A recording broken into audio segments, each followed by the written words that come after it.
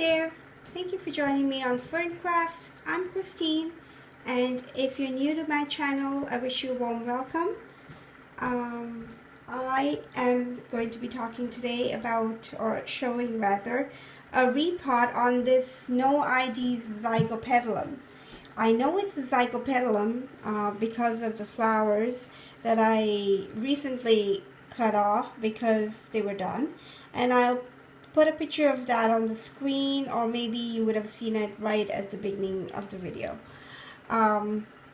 Yes, so here it is, my Zygopetalum. As you can see, it is slightly wrinkled at this point, but she is growing. She's really growing, and I need to do a repot because I don't know if this is okay or not, but she's No ID. I don't have a label for her, but she's very fragrant, and I really loved the blooms, so everything about it.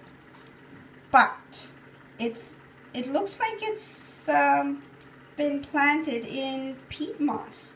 That's what it looks to me like.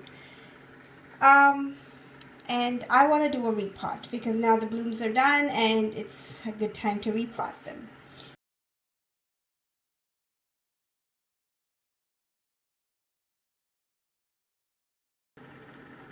Okay, so here it is.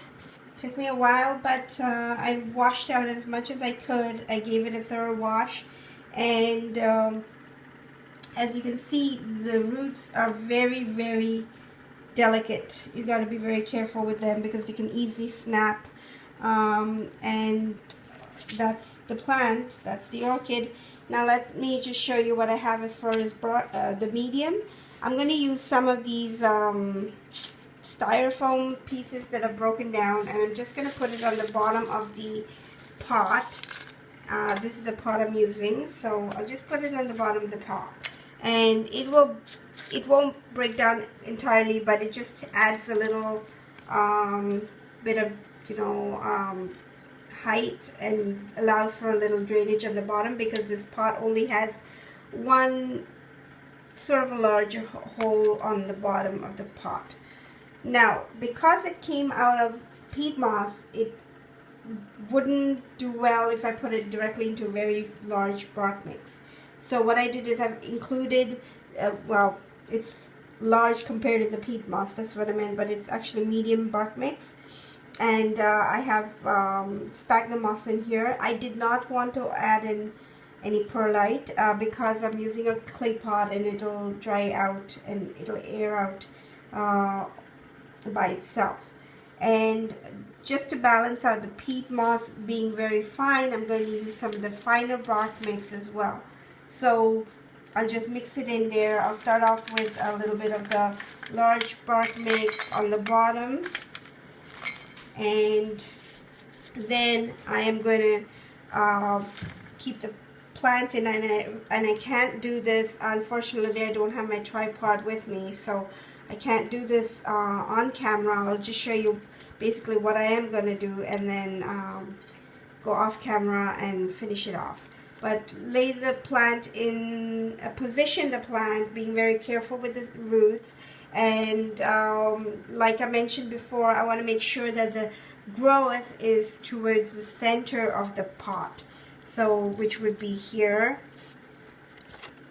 and right there, and keep that to the center of the pot, and then just fill in the bark mix all the way around. So let me go do that, and I will come back to you with the pot repotted, and I'll show you what the orchid looks like. Okay, so there it is. Sorry for all the mess around. Let me transfer it here. Yeah, she's all repotted now.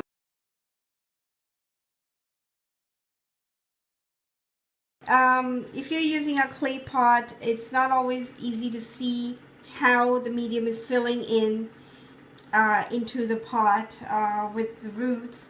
So what I usually do is just place the medium on top and then gently give it a tap around the pot and let the medium settle in between the roots and fill in that way. So even after a few waterings, you will notice that sometimes the medium will start to go down and it'll settle in more. So then you could just top up on the top, you know, add more medium to the top, and it should be okay. The other thing is now a little bit of aftercare, I guess, after a repotting. What I usually do is if I'm using wet medium, then I don't need to water the pot. But if I'm using dry medium like I did with this, in this case, I like to give it a thorough drenching. But with these roots being the succulent kind of roots that they are, if any of them have easily broken off, you know, which could have happened while me, you know, while I'm trying to repot, I don't want to encourage any kind of rotting in the root. So I'm gonna let it sit for maybe a day and then give it a nice thorough watering tomorrow. The other thing I like to do is also take that time to make sure that the plant is clean, so thoroughly inspect it, get rid of any dried bits, like this here. I will be cutting that off. I didn't notice that before. And if you have any flower spikes, that you make sure that they cut at an angle so that when you water it, the water doesn't sit on top but sort of drains off. I hope that makes sense. And also that with the leaves, I like to take that opportunity because I'm already looking at the plant so closely and, you know, giving it that individual attention, which I try to do with all of them. But sometimes, you know, when you're busy, you kind of do some steps and miss a few steps maybe. At least that's what happens here. So I like to take a damp paper towel and wipe down the leaves. Just with a damp paper towel with water, and then that way the leaves get cleaned as well. Now I think that's quite important because if there are any insects that may have laid some eggs or something, by you wiping them off, you would be able to remove most of them, if not all. And as you can notice here, I see some little white spots, and that's what I will be doing, just wiping it down. If you see some kind of infestation at this point, you could also spray with hydrogen peroxide. I like it because it's not harmful to the plant, at least, you know, not unless you're using it excessively, but it actually does help get rid of any of these little insects that might be on your orchid. So not just for orchids, you could use it for all of your other plants as well.